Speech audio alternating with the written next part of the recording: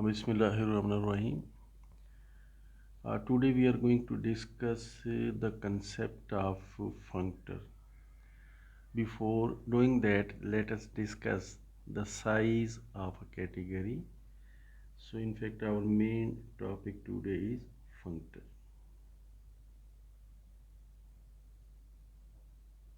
Functors. Before coming to this concept, let's discuss about size of the categories. So first of all, let's define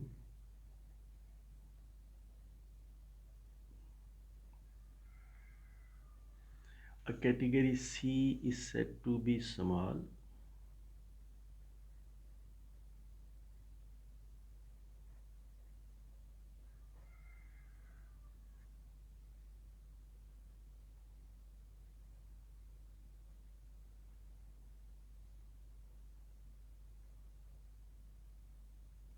category if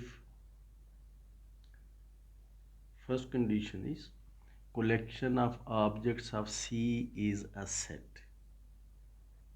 The collection of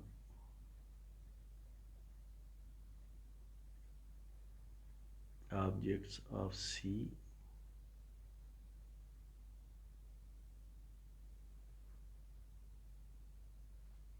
is a set.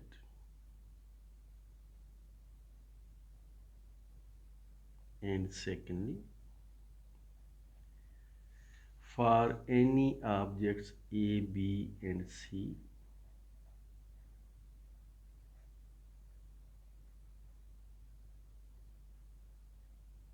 for any objects A, B of the category C,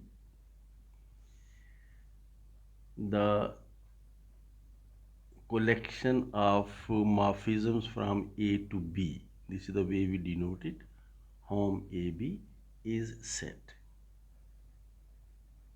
So these are the conditions for a category to be small category. Note that some authors require only first condition for a category to be a small category. So let's just note that some authors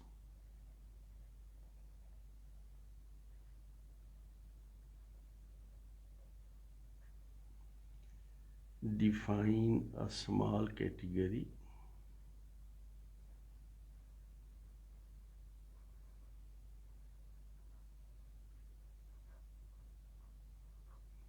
to be a category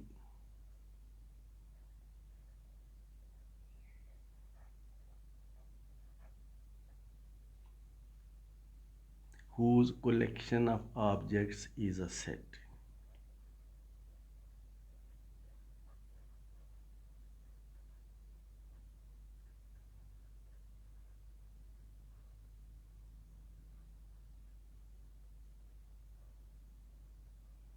So this was definition for small category. Let's define another concept, and that is the locally small category. So first let me give you definition, then I will give you examples. So a category C is said to be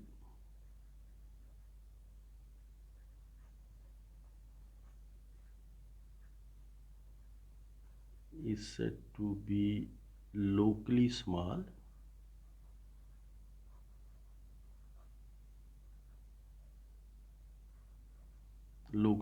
category. The definition of locally small category. So a category C is said to be locally small if for any objects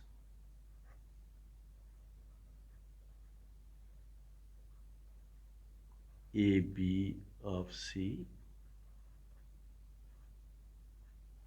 the set of morphisms in the collection of morphisms hom AB, which is collection of morphisms from A to B, is set. So if collections of morphisms from object A to object B or sets, then the category is called locally small category. And if the collection of all the objects of the category C is set, and homes are also sets, then the category is called small category. Let's see the examples.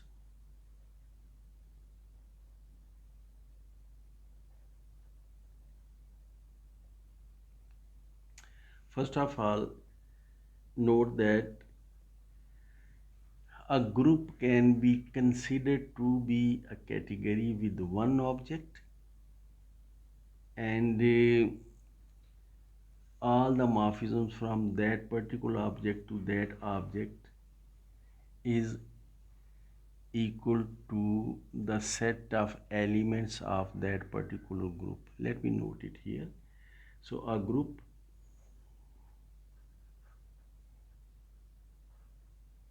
G can be considered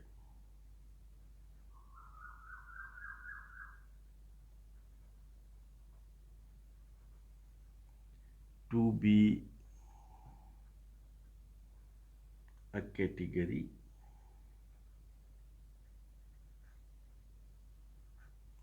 with one object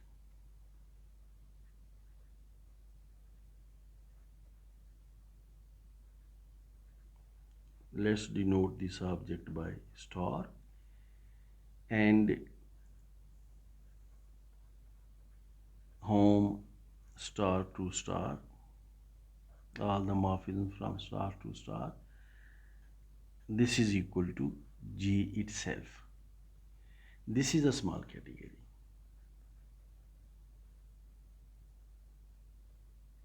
This is a small category.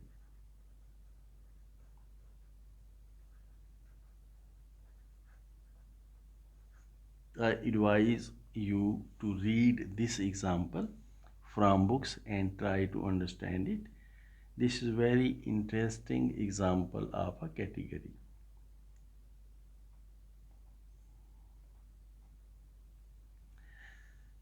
The category set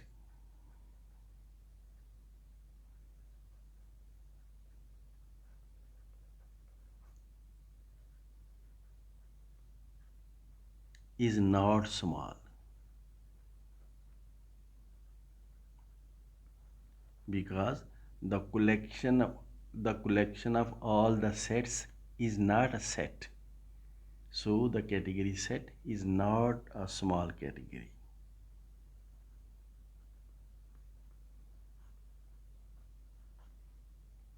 And let's see the third example.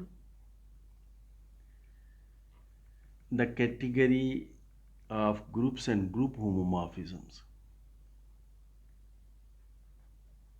The category G or P, the category of groups and group homomorphisms, this is locally small.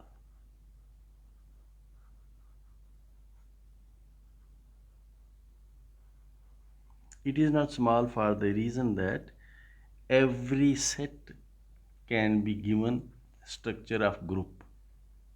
Therefore, the collection of objects of this particular category is not set. So the category of groups and group homomorphisms is not small, but this is locally small because given any two groups A and B, then the collection of morphisms from A to B is a set. So the category of groups and group homomorphisms is a locally small category.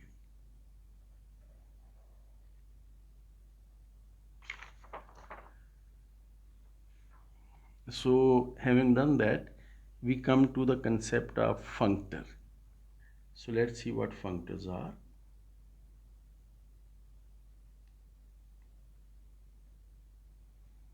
In fact, you know that when we talk about sets, we talk about function from one set to another set. When we talk about groups, we talk about group homomorphism from one group to another group. Similarly, we talk about concept of ring homomorphism from one ring to another ring. We talk about concept of module homomorphism from one module to another module.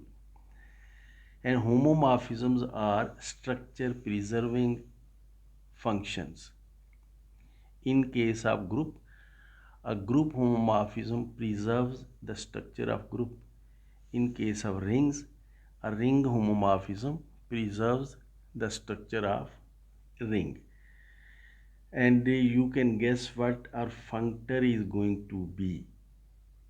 And we can say that a functor is a sort of function which preserves the structure of categories. So functor from one category to another category is a sort of function which preserves the structure of category. So let's have formal definition, or let's see what are the ingredients of definition of a functor. So a functor is a morphism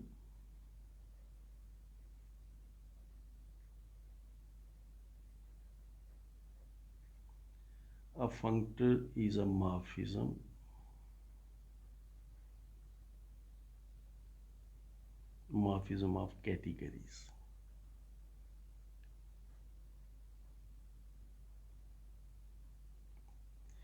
So formally we can define that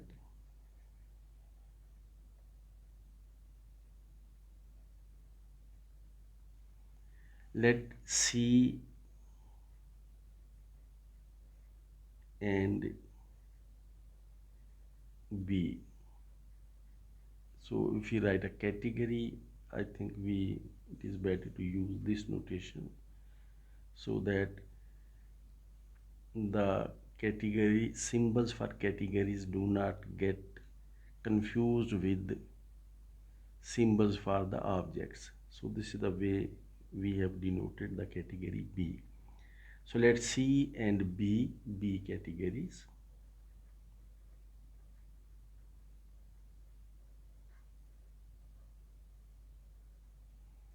Then a functor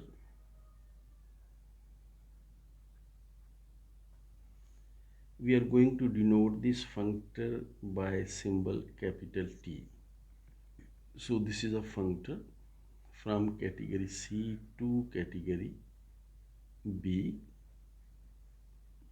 We could have used symbol capital F for functor, but I am going to reserve this symbol F for a very special functor we may need in future.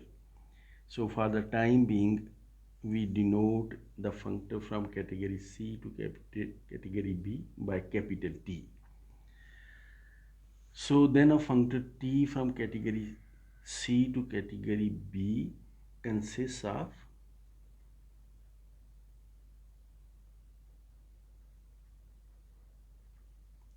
first of all the object function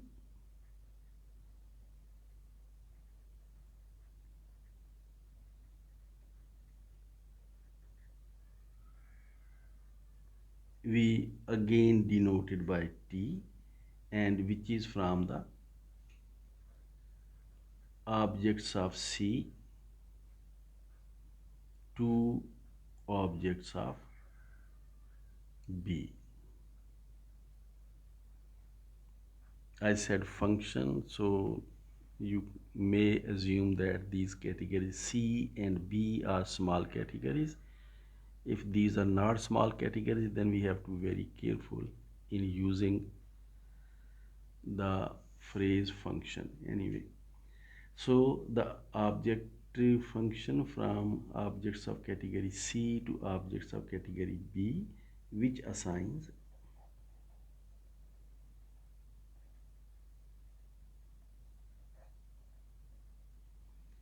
to each object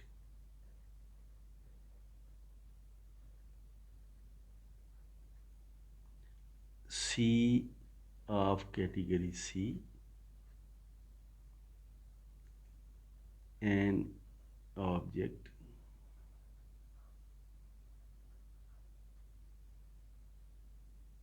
we denote this object by TC, an object TC of category B.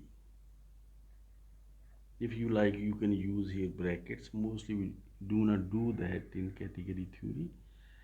So as far as functor is concerned, functor has, first of all, first part of functor is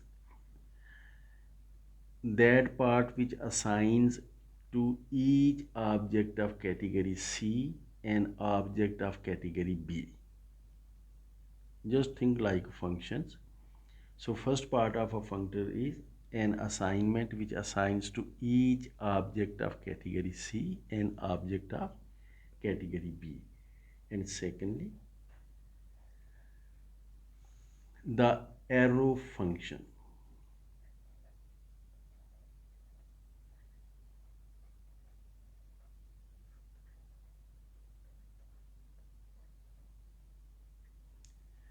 Which assigns to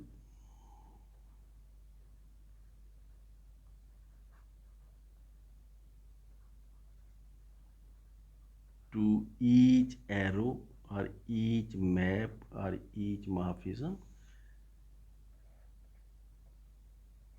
So let's say this is an arrow in the category C, which assigns to each arrow, this is the arrow from C to C dash, each arrow of C,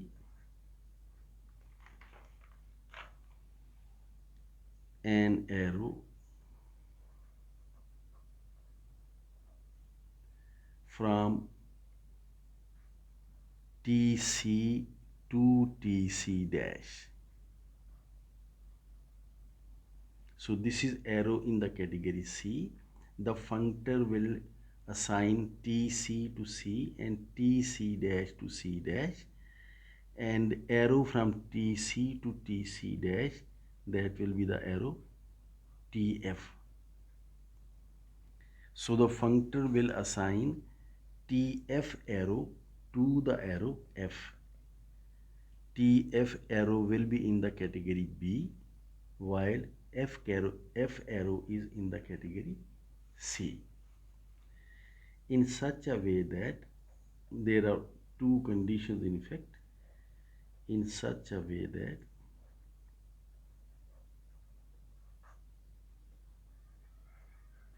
as I told you that functors are sort of functions which preserve structure of categories. So in this case, this functor should preserve first of all identity morphisms, and secondly this functor must preserve the composition. So in such a way that if we apply this functor to identity arrow of object C, result must be equal to identity arrow of this object TC, and if we have composition of two arrows G and F and we apply the functor on this composition, then this must be equal to composition of TG with TF. So functors are arrow part of the functor must preserve composition and must preserve identity morphisms. So this is whenever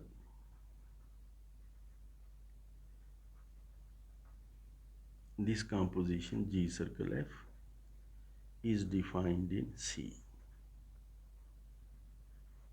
defined in the category C. So this is the definition of a functor.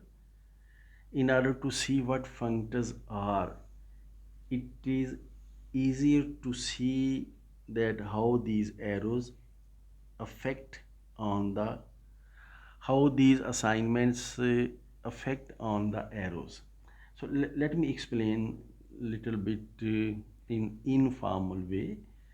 So it is easy to see by arrow approach.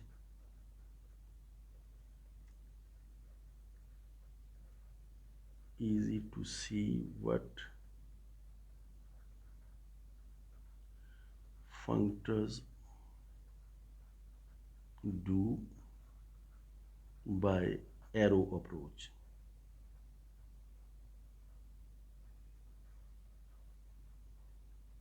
So let's discuss that a bit.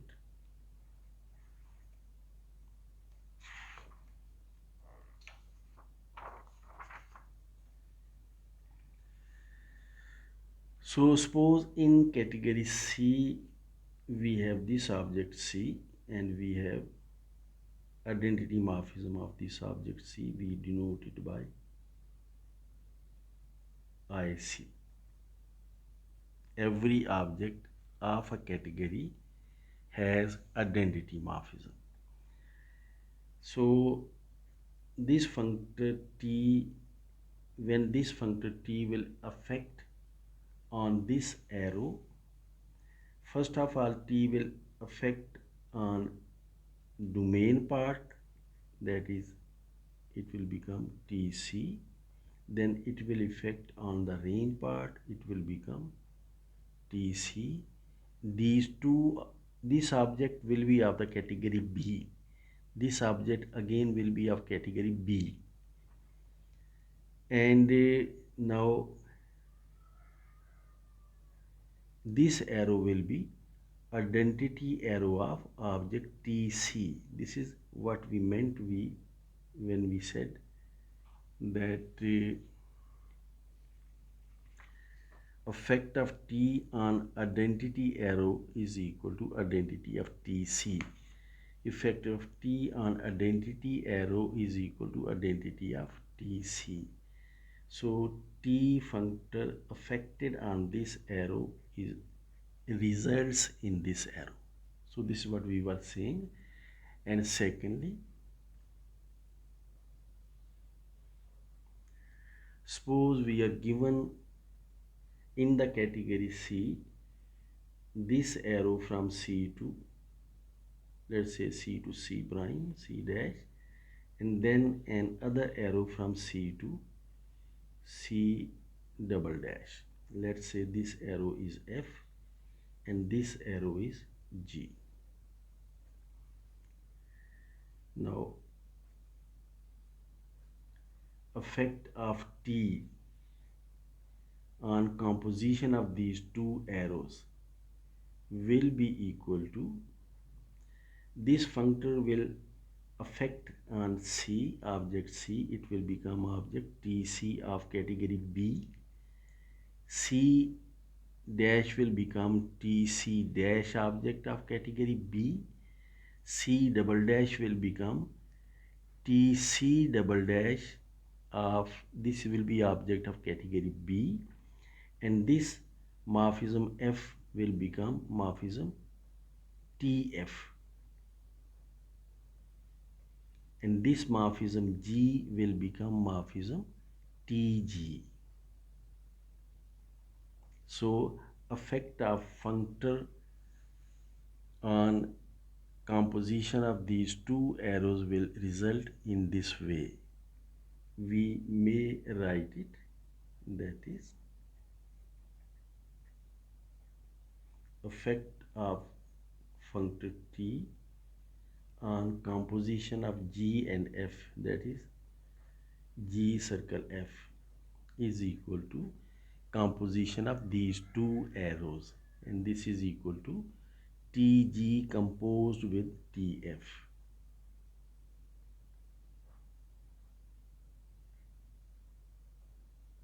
So this is what I wrote before. Effect of T on this composition is equal to composition of these two arrows.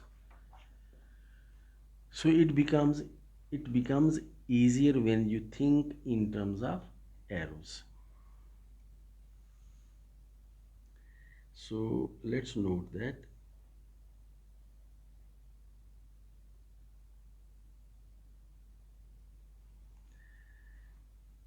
so suppose T is a functor from category C to category B,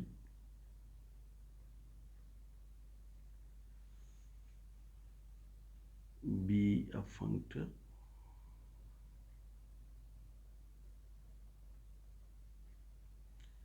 and let's take two objects of category C and let C and C dash are objects of C,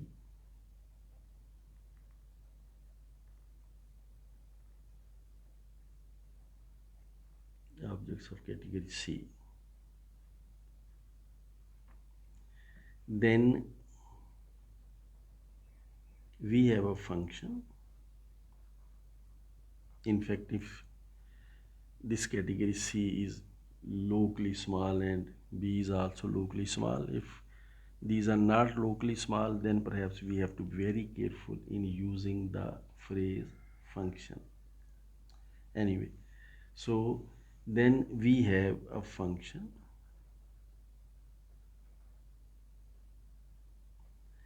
So we have object C and object C prime in the category C, and this is home C prime, which means collection of morphisms from C to C dash, and if the category is locally small, then set of morphism from C to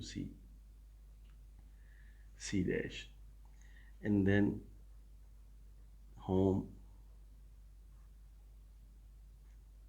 TC prime, which means collection of morphism from TC to TC dash. So then we have a function from this particular collection to this particular collection, which assigns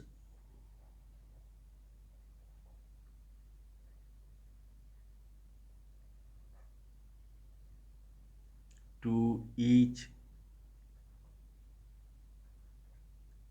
morphism of this collection home C prime a morphism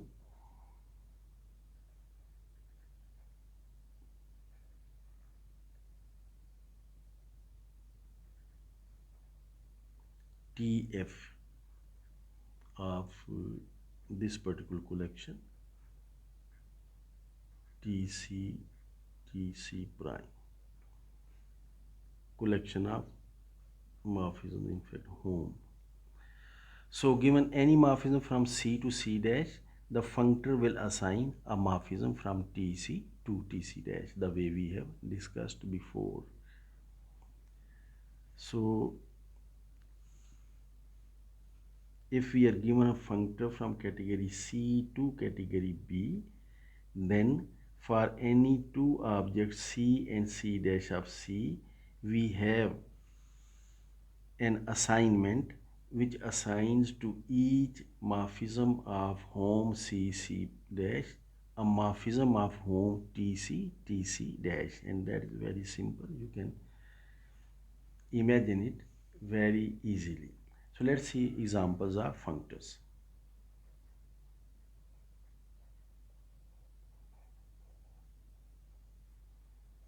Examples of functors.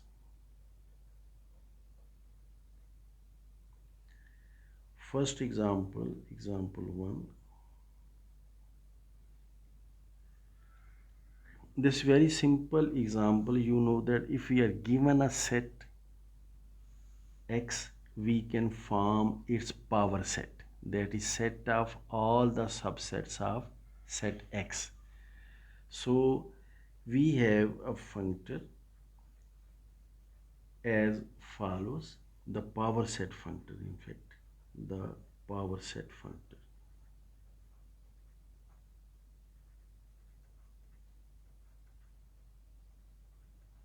and this is the functor from category set to the category set, and we denote this functor by, let's denote it by capital P, power set functor, which assigns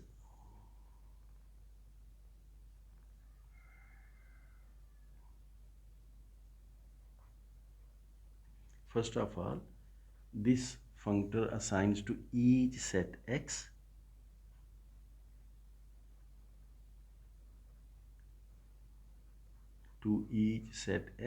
its power set.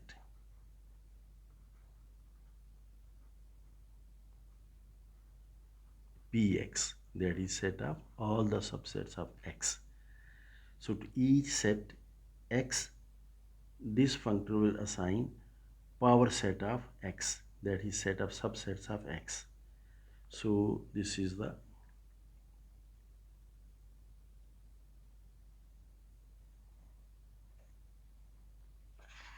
part of this functor which acts on the objects of category set. And the second part of this functor is, the second part assigns to each function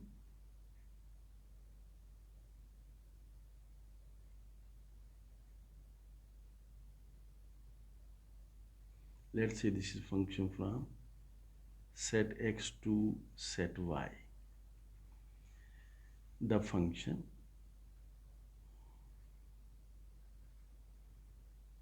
so this functor assigns to this function, which is we have denoted by F, assign the function I'm going to write now. This function will be from power set of X to power set of Y, this function, and we denote this function by PF. And you very well know what does this function mean. Let me simply explain. Suppose S is a subset of X, then you can take this subset of X to Fs such that S belongs to S, and you can easily see that this is subset of Y. So this very simple thing, you already know that. So this is the way PF will act on PX and give results in PY. So it is easy to see that.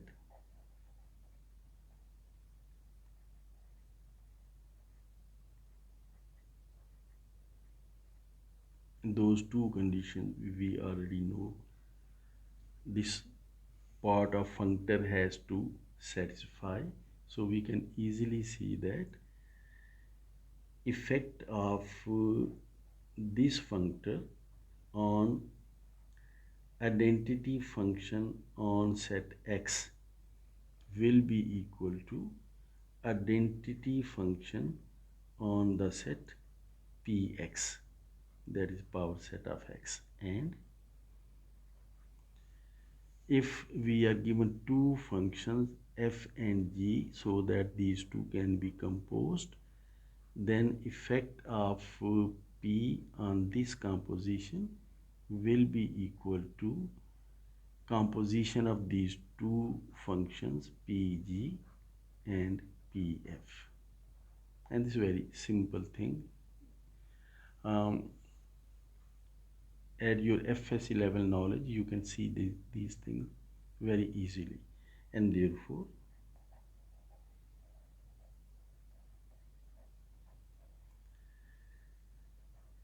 P from the category set to the category set is a functor. This is called power set functor. So this is a functor. Let's come to another example. and this example is from algebra, and you are very well aware about this particular example. Recall that we know that if R is a ring, let's take this ring, a commutative ring with identity. If R is a ring with identity,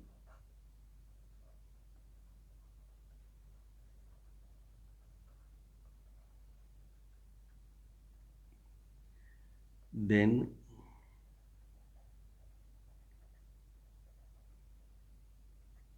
the set of all n by n square matrices, this is what I am saying, set of all n by n non-singular matrices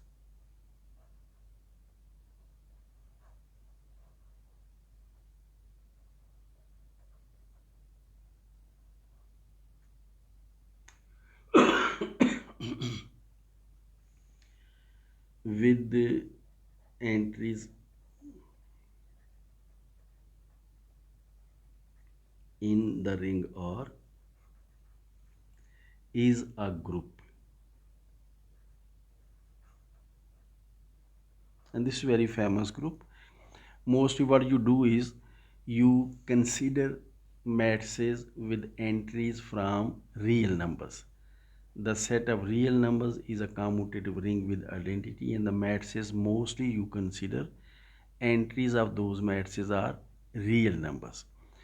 Instead of real numbers, you can take any commutative ring with identity and have matrices with entries from that particular ring you have chosen.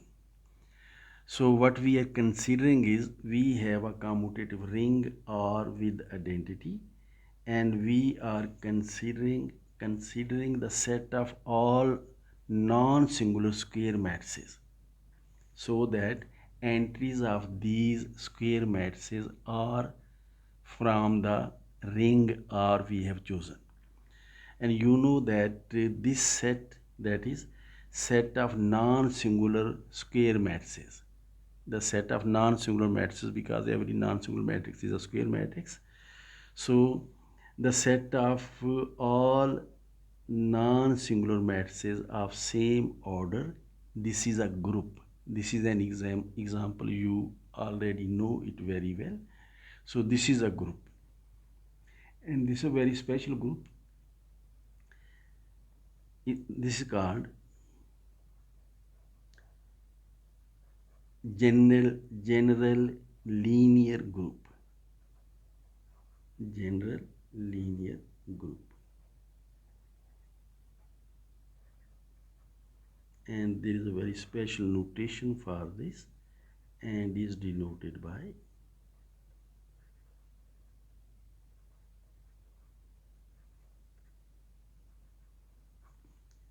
general linear group. Matrices are square matrices of order n, so we put n here, and the entries are coming from the ring R, so we put R in the bracket. So this particular group is denoted by GLNR. It is nothing but set of non-singular matrices of same order with entries from the ring R. So just note that what we have done, that if we are given a commutative ring with identity, with this commutative ring with identity we can assign a group called general linear group. Let me repeat it. Given a commutative ring with identity, with this ring we can assign a group, that is group of non-singular matrices of order n by n with entries from this particular ring. So with every commutative ring with identity we can assign a group. So this assignment gives us a functor. We thus obtain a functor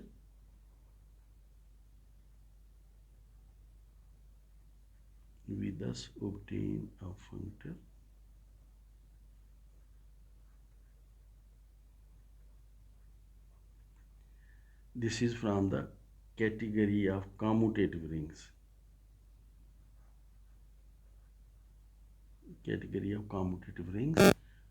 So we took a commutative ring and we obtained a group. So this is a functor from category of commutative rings to the category of groups. So this is the functor, and we denote this functor by GLN, so that to every R this functor assigns GLNR, which is general linear group.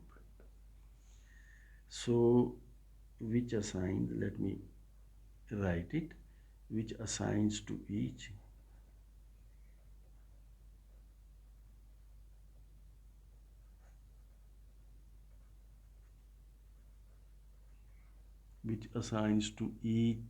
ring R belonging to the category of commutative rings. I'm just writing CRNG for the objects of this ring. It makes slightly things easier, less complicated. So which assigns to each commutative ring with the identity the group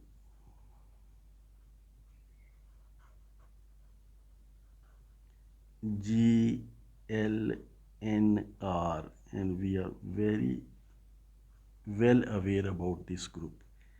So to each commutative ring with identity, this functor assigns the general linear group, that is a group of square matrices, non-singular square matrices with entries from the ring R. And secondly, you know that functor has two parts. First of all, the functor has to assign each object of the domain and object of the codomain. This is the first part. Secondly, the functor has to assign to each morphism in the domain a morphism in the codomain. Now let's come to that part. So if this is a morphism from ring R to ring R dash, let's call it F, is a ring homomorphism.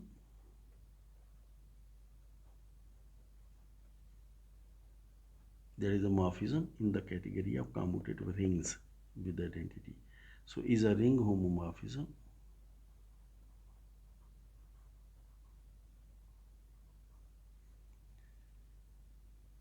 Then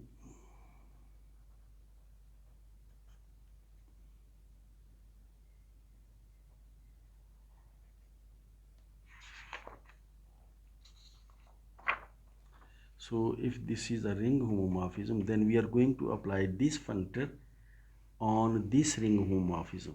So this functor applied on R will be GLNR.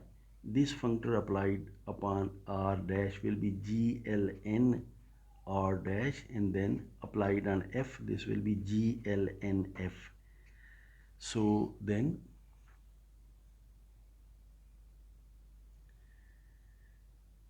what we obtain is this GLN R to GLN R dash,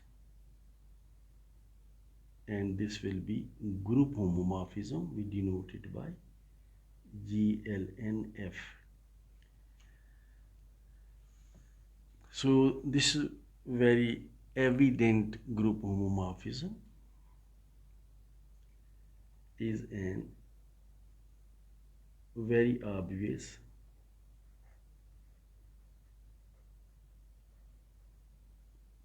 group homomorphism.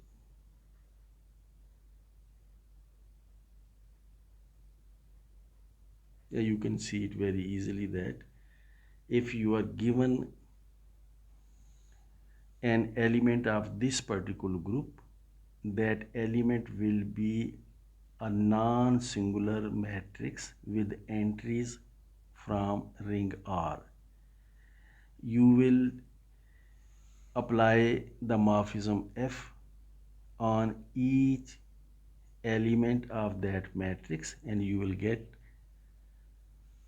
non-singular matrix with entries from the ring or dash. So this is very simple homomorphism. So, and it is very easy to check that if you apply this functor on identity morphism of ring R, you will get identity morphism of this group GLNR. It's very simple to check this thing. And if you are given composition of two ring homomorphisms, if defined, and you apply this functor on this composition, then this will be equal to composition of these two group homomorphisms, composition of GLNG and GLNF. So this functor applied upon composition of these two ring homomorphisms will be equal to composition of these two group homomorphisms. These things look slightly complicated when you see in this form, but if you work these out, these are very simple things. Thus GLN is a functor.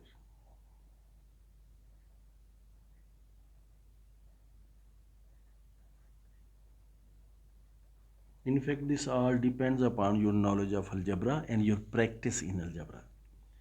Let's come to another example. This is the simplest example of a functor. This is called forgetful functor.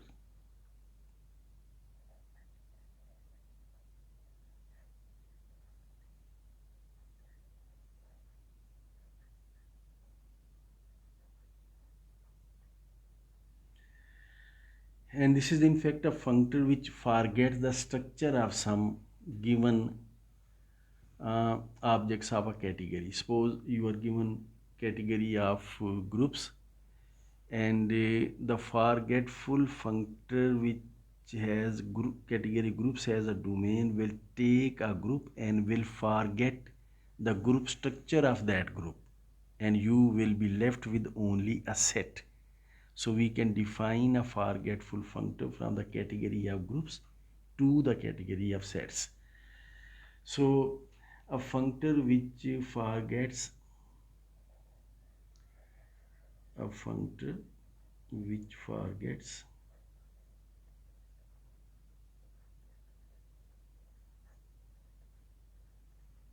some or all of the structures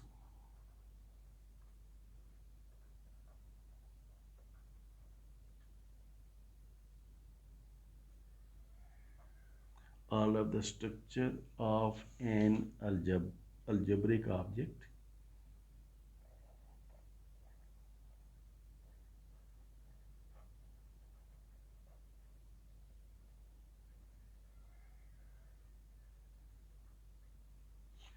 is called forgetful functor.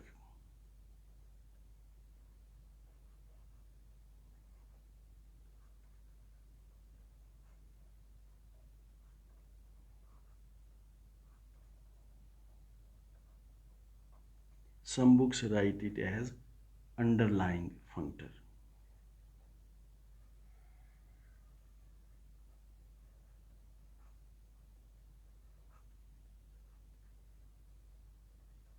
And we denote this functor by this letter U, which underlying starts with U, so we use U for to denote this particular functor. we are not using f for the reason that we use f for a very special functor, that is functor which assigns to any set x free group or to any set x free vector space sort of things.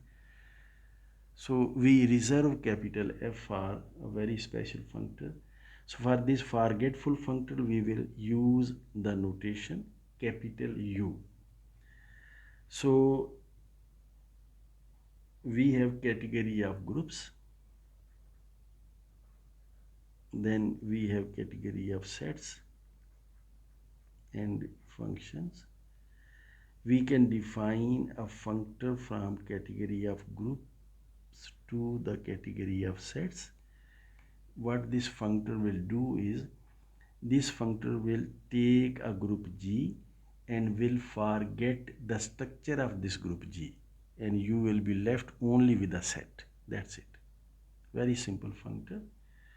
So this particular functor assigns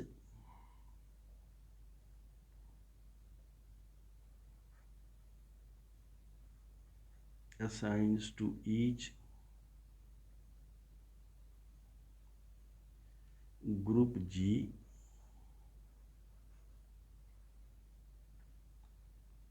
the set, we denote the set by UG, the set UG, this is in fact the set of elements of G.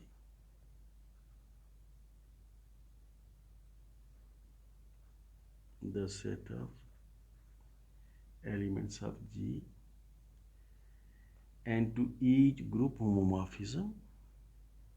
So this is about objects, now about morphisms. And to each group homomorphism,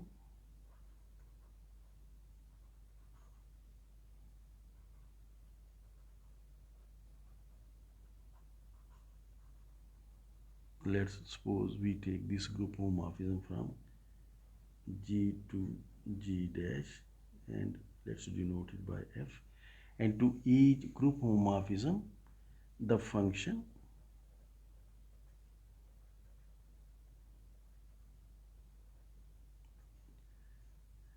if we are given a group, then there is an underlying set for that particular group, and that set is simply set of elements of the group. So for every group there is an underlying set. So to this group homomorphism we assign a function which is from the underlying set of group G to underlying set of group G dash, and we denote this function by UF, which is same, this function is same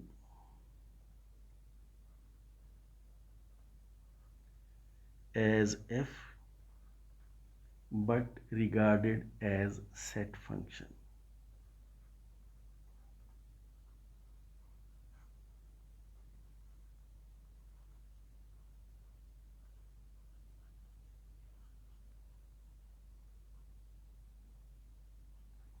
So it means that UF is the same function as this particular assignment, but when you talk about F as a group homomorphism, then F is satisfying certain conditions. It has to preserve identity element, to preserve the binary operation side of things. But if you forget about preserving things, then the same function, the same morphism is a function from the underlying set of group G to underlying set of the group G dash. So this is the way we assign functions to the group homomorphisms.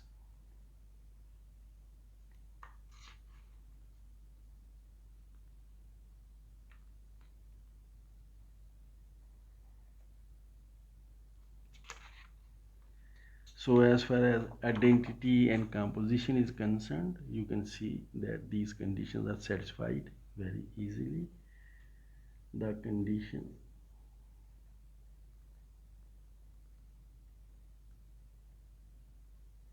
regarding identity morphism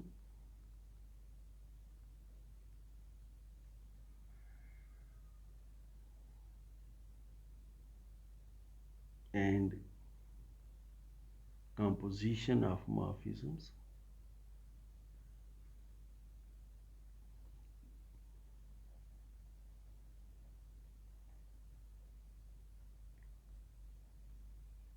can be seen to hold very easily. So you can do it on your own. So let's come to another example, and this is example of inclusion functor. The inclusion functor.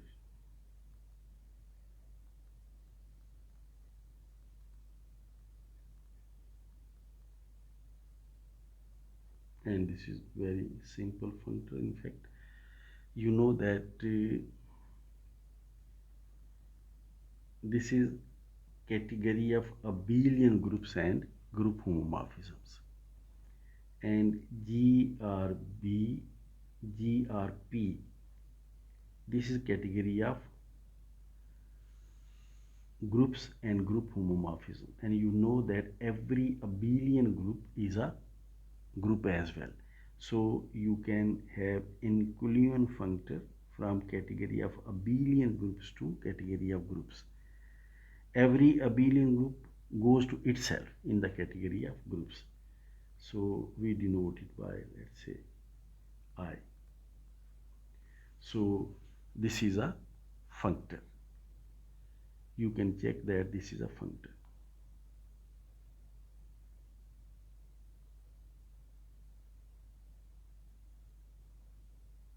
Check that I is a functor.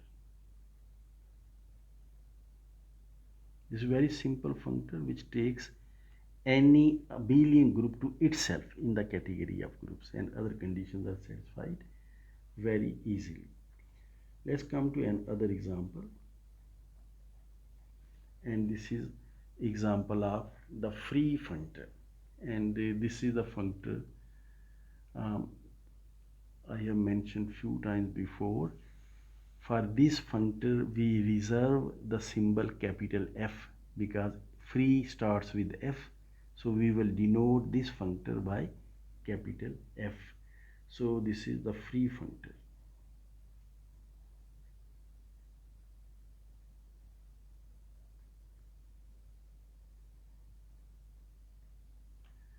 And its simplest example is, you know that if we are given a set, so let's start with from category of sets, we can form a free group by that particular set by using elements of the set as generators. So to every set we can assign a free group. So to every set we can assign a free group. So this is the functor F which assigns to every set a free group. This is a very famous, very well known construction of group theory, and you must have gone through this particular construction. Just recall that construction and note that to every set we can assign a group called the free group. So this assignment is functorial assignment. Other conditions are also satisfied, and this functor is called free functor. So let me comment that and note that to understand.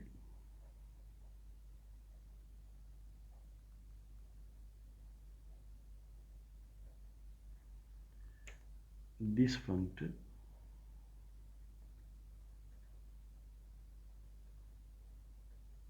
study the construction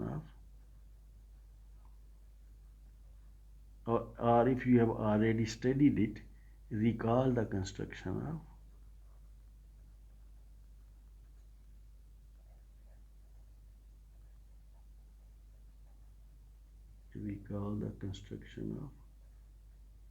free groups.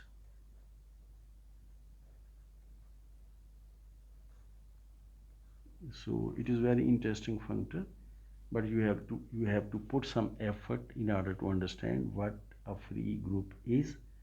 And similarly, we can have a functor from the category of sets to the category of vector spaces, and other even to the category of semi-lattices as well. Anyway, this is the simplest example. I think you already know. You should have studied construction of free groups, and you should be able to understand what this functor does. Let's come to another example, and that is home functors.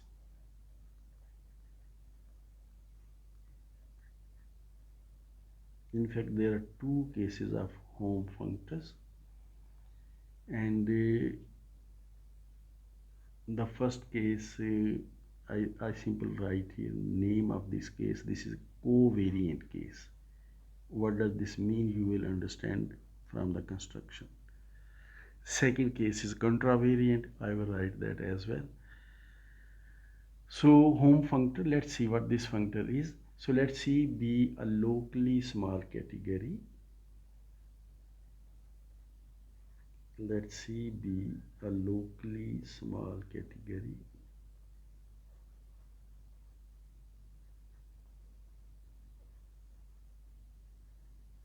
This is a category whose home sets, whose collection of morphisms from one object to another object is a set.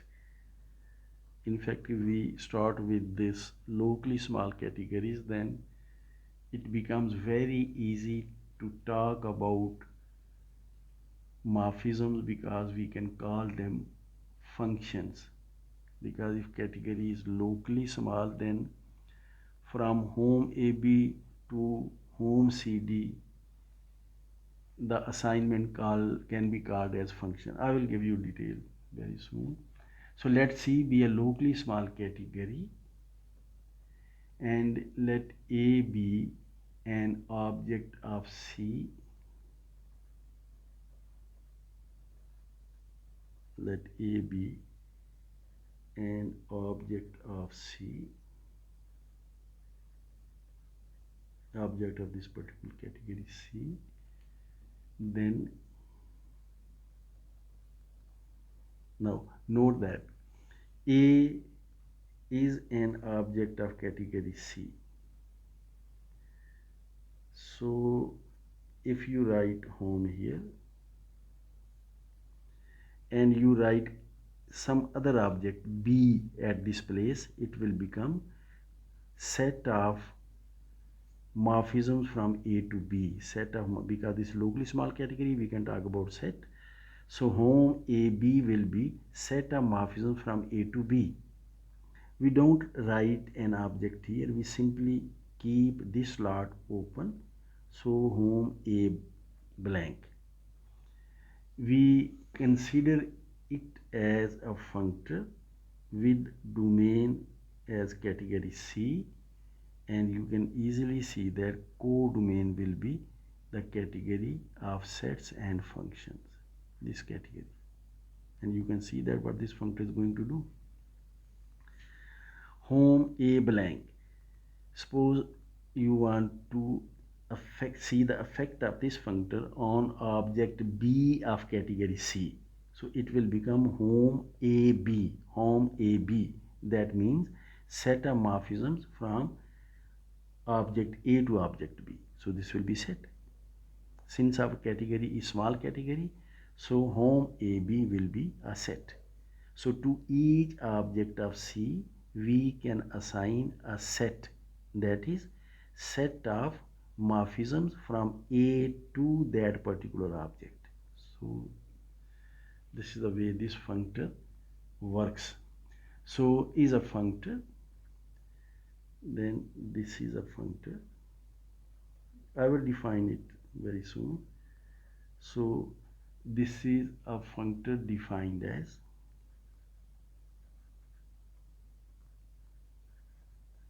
and know that when we define a functor, it has two parts. First, the functor defined on objects and the functor defined on morphisms. Let's see how does this functor acts on objects. So first of all, on objects.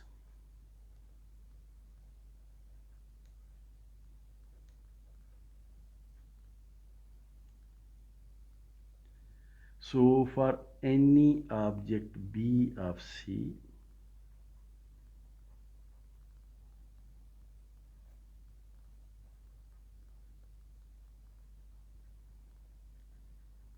B of category C,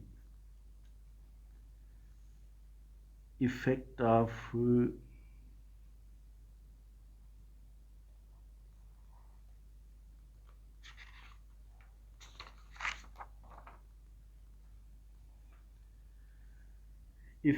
this particular functor, this is functor home A blank, effect of this functor on the object B, this will be equal to home AB, that is the set of morphisms from object A to object B. Let me explain that is the set of, because category is locally small, so we can talk about set, that is the set of morphisms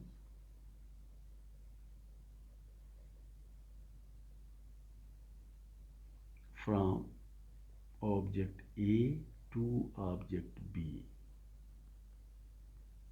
So this is the way this functor will act on an object B. Secondly, let's see effect of this functor on morphisms. So on morphisms.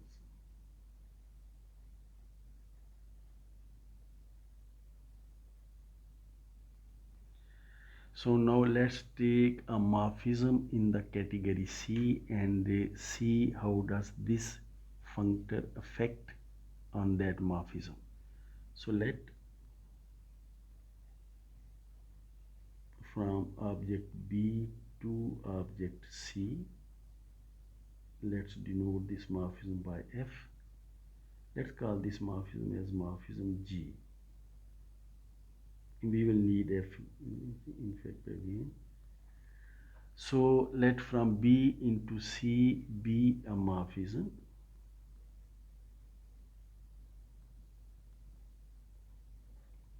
Be a morphism of category C. So this is a morphism of category C. Then now we are going to affect this functor on this morphism. So first of all, we will affect this functor on object B. Then we will affect this functor on object C. Effect of this functor on object B will be equal to home AB. So this is home AB. That is set of morphisms from A to B. Effect of this functor on B. Now effect of this functor on C will be home AC. Functor was affecting on B, so it was home AB. Now functor is affecting on C, so this is home AC. And we will have notation for this particular assignment, and we are going to affect home A blank on G. So this is the notation. Home A, instead of blank we write here G. This slightly unpleasant sort of notation, but I think this is the best way we can do. So this particular assignment. What does this do? Let's see that. So let this be a morphism of category C, then affecting this functor on this morphism. This is what we obtain. This is a function from home AB to home AC, and this function is denoted by this particular symbol. What this function is going to do, let's see that. So what this function, remember that since home AB is a set because category is small category, home AC is a set because category is small category. So any assignment from this particular set to this particular set can be called a function. So this home AG, this is a function from this set to this set. So what does this mean? Or what does this function, in fact this function, what this function home AG do? Let's see how does it work.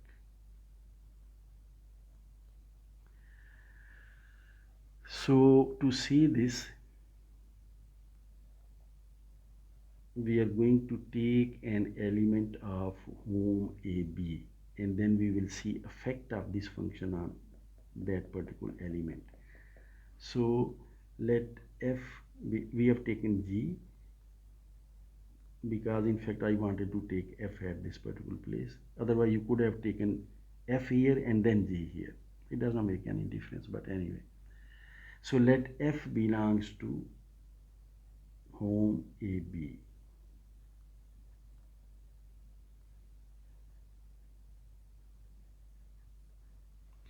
So let F be an element of this particular set.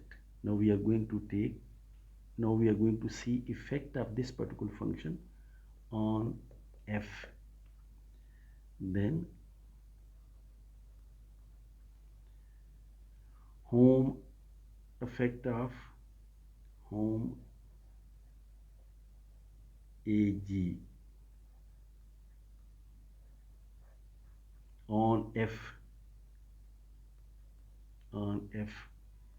is equal to, now you have to see it very carefully,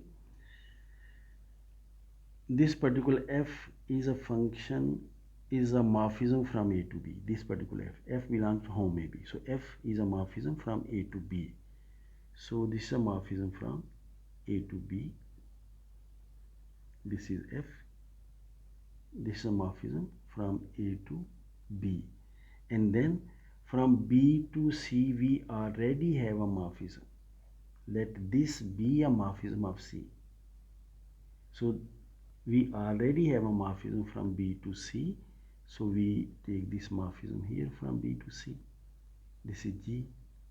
And we compose these two morphisms with each other and we get a morphism from A to C. Morphism of this particular set. And this is equal to morphism from A to C. This is G circle F, composition of these two.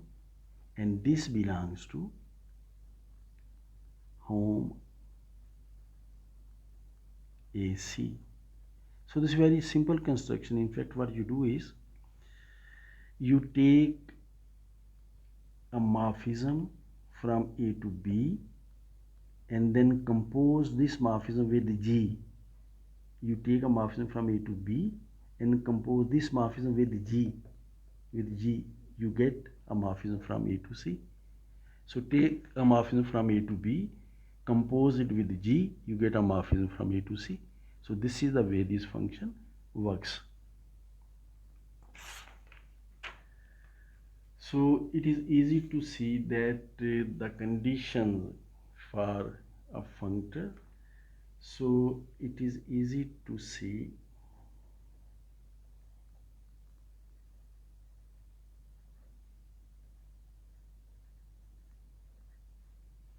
that effect of home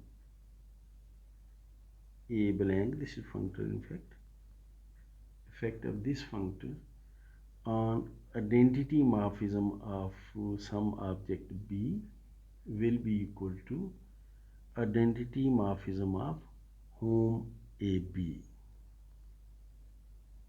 And you can very easily check this thing. And you can also check that. And the effect of home A blank functor on composition of two morphisms G and F if defined is equal to home A G composed with home AF. These are two conditions in fact a functor has to satisfy. So therefore home A blank is a functor. Therefore home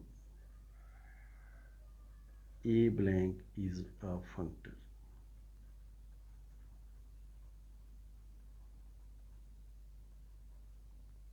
In fact, you can see that for every object of category C, for every we have chosen object A, so whom A blank, this is a functor.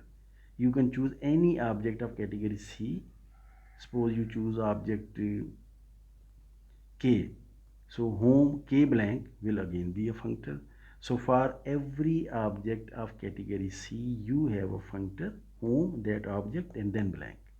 These are called home functors, and these are very important functors in the category theory. Let's come to next example. I have already mentioned the functor we have discussed. This is a covariant functor.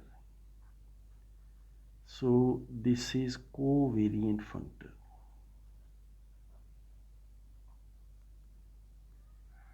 This is covariant functor which we have just discussed.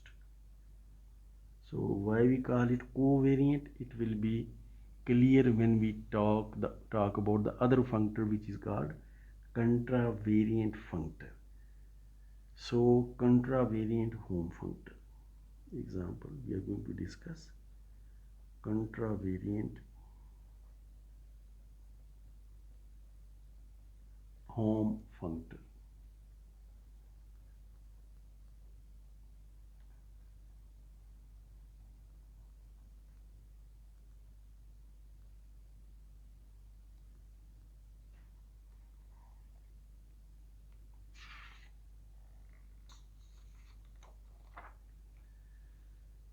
So as we have done in case of covariant home functor,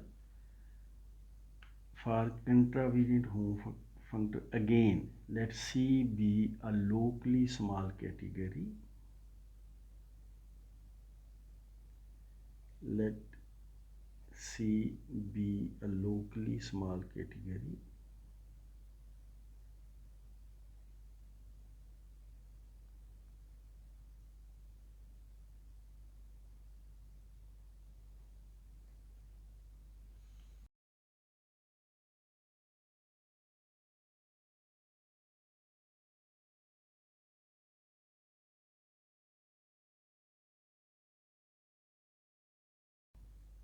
As we have done before, let A, capital A, be an object of C.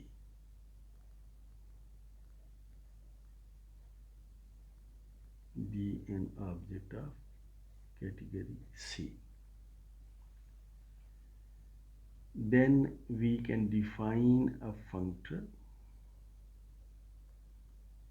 Then we can define a functor.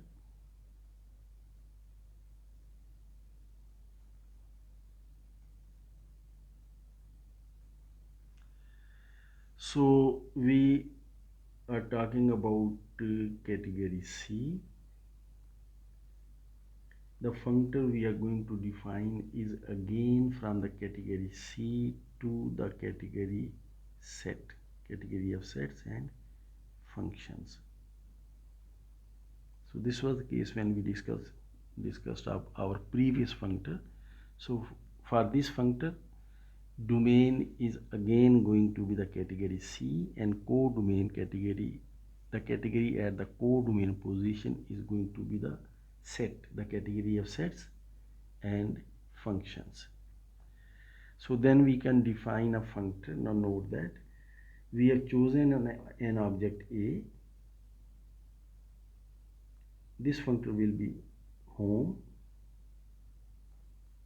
blank A. Note the difference. In our previous functor it was home A blank. Now this is home blank A. When this functor will affect on an object B of category C, the result in this category will be the set of all the morphisms from B to A. The set, because like category is locally small, so if you take effect of this functor on an object B of category C, the result will be the set of all the morphisms from object B to object A. So note this thing with care. So we define this as follows. Again, this functor is going to have two parts. First of all, this is going to affect on objects and then on morphisms. Effect of this functor on objects.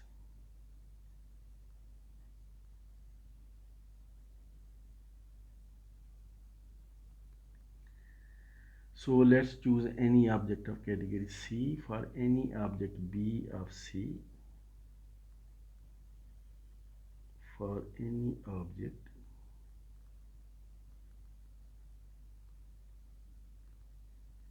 B of category C, we have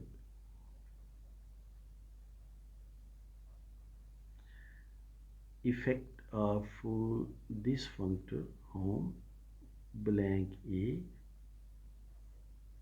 on the object B will be equal to home BA, and this is the set of morphisms from B to A, which is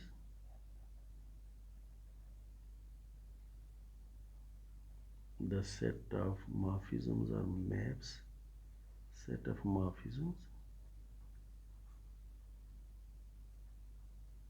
from B to A.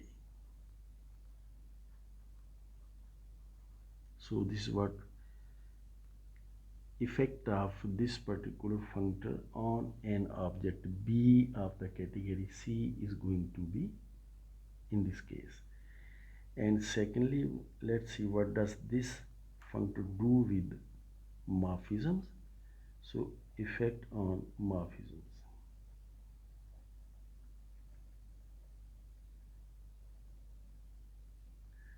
So for this purpose, let's take a morphism of category C. So let, as we have done before, so let B to C G be a morphism of C.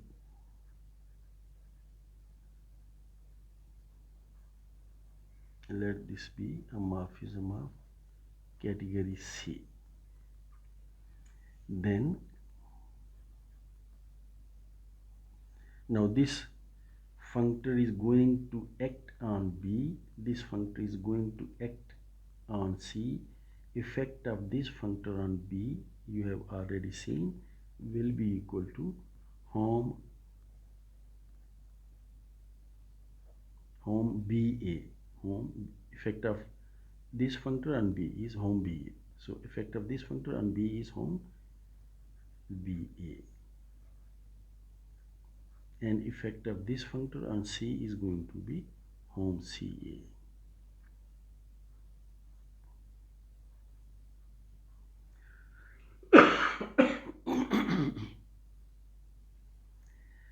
And this is very important step. Let me write here important.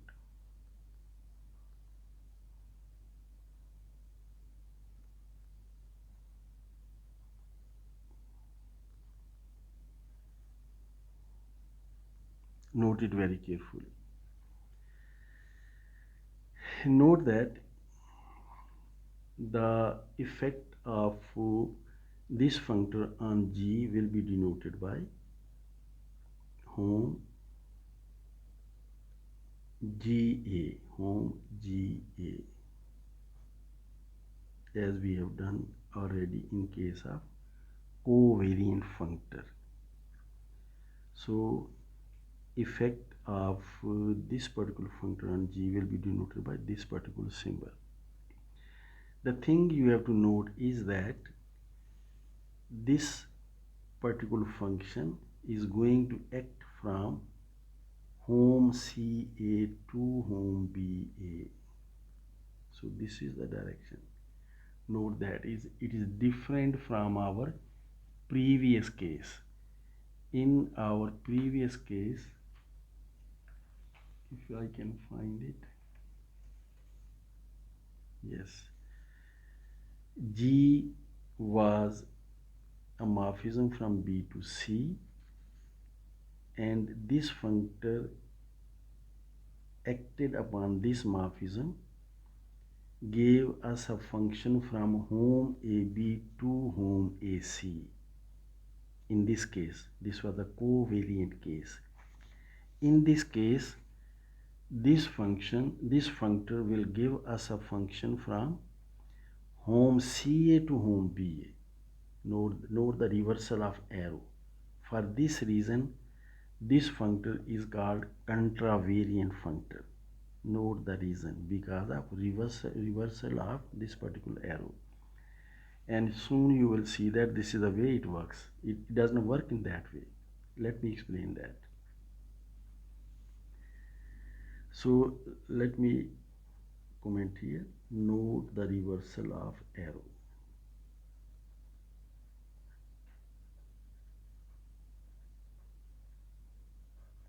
It is not in this direction. It is in this direction. Note the reversal of arrow.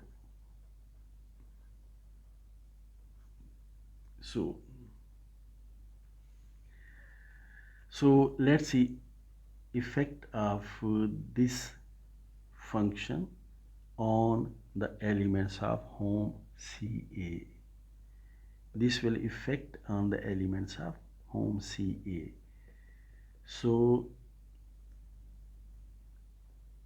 then this is given by, let me write it, effect of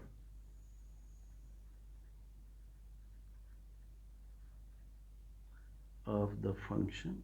Note that this is a function because our category is locally small and these are sets. So effect of the function home GA, this is a function, is explained below. Let's explain that.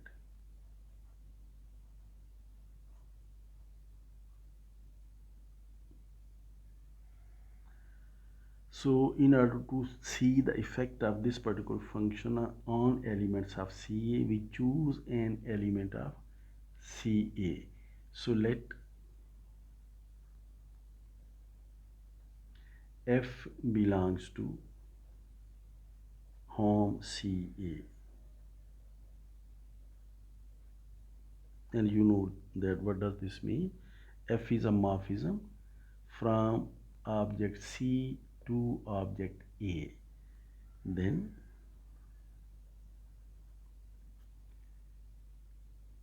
effect of home GA, this particular function acted upon f is equal to hom GA, this particular function acted upon f. What is f? F is a function from C to A. So acted upon this particular morphism, in fact, on this particular morphism from C to A, and this is f. Now let's see what is going to happen. F is a morphism from C to A, and you already have a morphism from B to C. So we are going to compose this morphism from B to C with this morphism from C to A, and we will get a morphism from B to A, and this is what we have to do. So given a morphism from C to A, we compose this morphism with this morphism G from B to C, and we obtain a morphism from B to A. So let me explain that in writing. This is equal to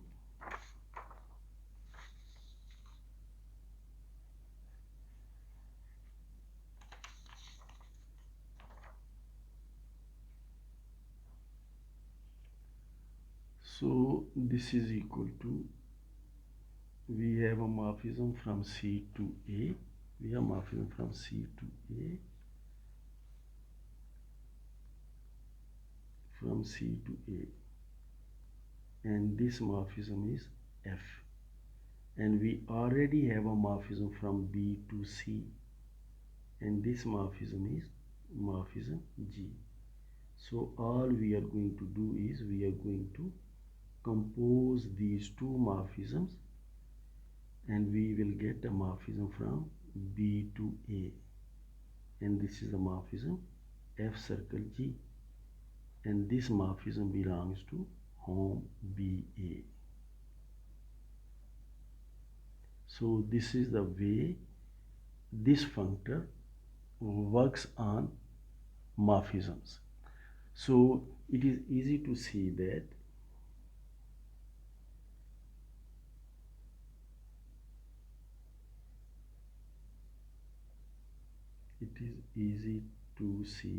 first of all you can very easily see that effect of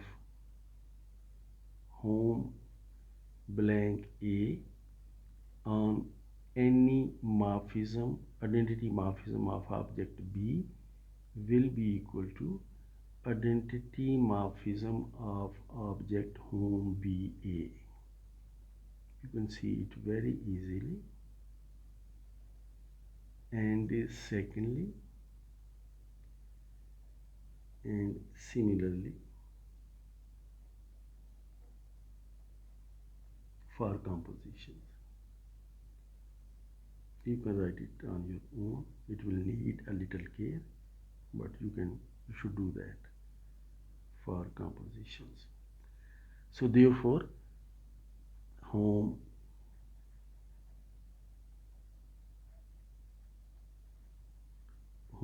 blank A is a functor,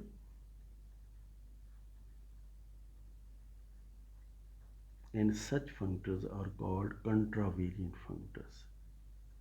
Such functors for which we have to reverse the arrows. So such functors are called contravariant functors.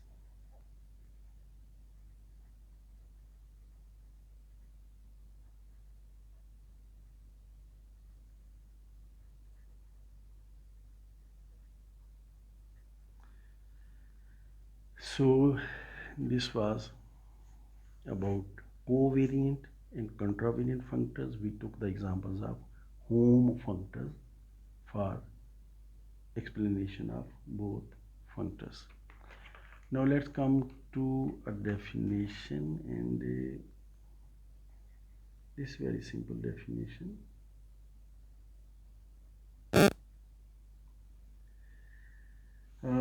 This is definition of let me write this definition of full functor. It will be clear from the definition. Full functor. So what a full functor is? A functor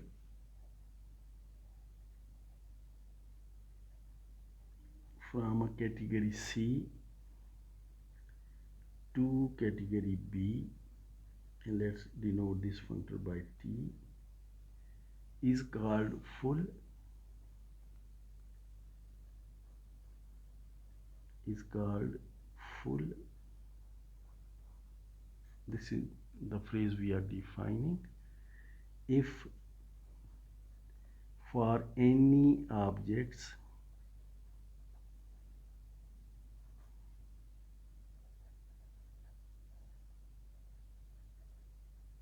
C and C dash of category C,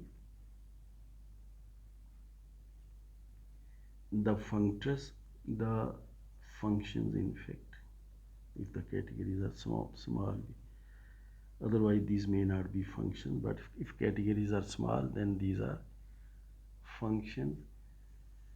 Yeah, if the categories are not small, then you can call assignments. Anyway, the functions from home C dash to home TC dash, these functions, you can see what we mean. In fact,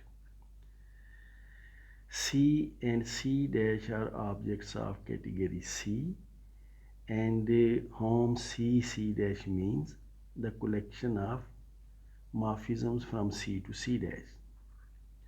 When you apply this functor on the category C, this object C will become TC, this object C dash will become TC dash, and morphisms from C to C dash, to each morphism from C to C dash, a morphism from TC to TC dash will be assigned. So to each morphism from C to C dash, there is a morphism from TC to TC dash. So to each morphism from C to C dash, we assign a morphism from TC to TC dash. If this assignment is surjective, then the function is, so if this assignment is surjective, then the functor is called full functor. So a functor is called full if for any objects this assignment is surjective. You know what surjective is? On to.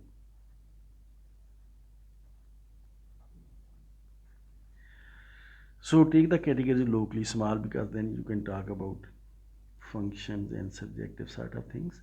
So this functor is full functor if this assignment is surjective. For every morphism from TC to TC dash, there is a morphism from C to C dash, so that morphism can be assigned with this particular morphism. So this sort of functors are called full functors. And let's have another definition, and this is definition of faithful functor. We will write first, let's write the example.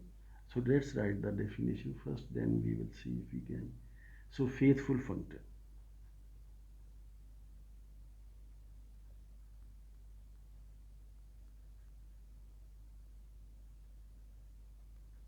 So faithful functor. So a functor on the same pattern, a functor T from category C to category B is faithful Let me tell you, this is not going to be difficult thing. If this assignment is surjective, the functor is full functor. If this assignment is injective, then the functor is faithful. So let's just write it quickly. So a functor from category C to category B is faithful if for any objects,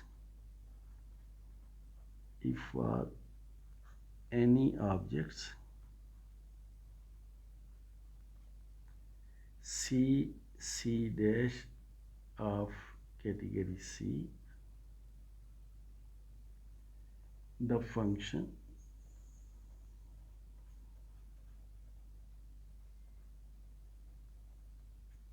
which assigns to each element of whom C dash an element of whom TC dash is injective.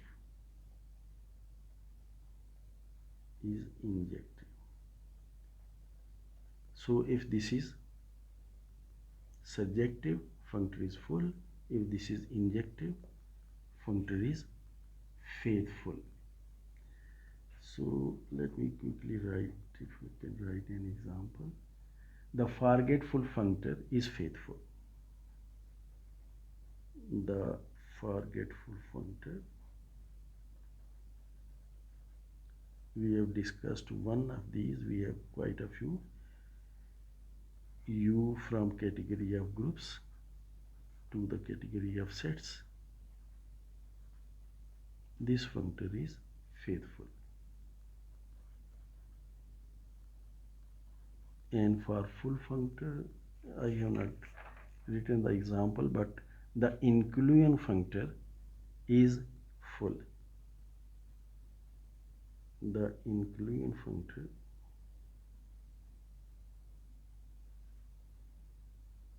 that is, let's take from the category of abelian groups to the category of groups.